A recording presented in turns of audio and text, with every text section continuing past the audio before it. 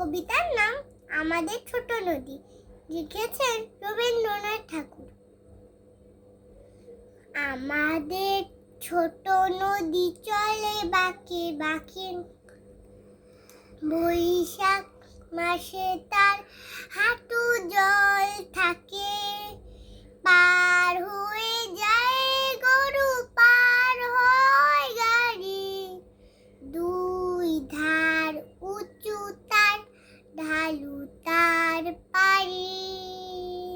চিক চিক করে বালি, কোথা নাই কাদা, এক ধারে কাশবন ফুলে ফুলে সাদা। কিচিমিচি করে সে শালিকে ঝা, রাতে উঠে থেকে থেকে শেয়ালের হা।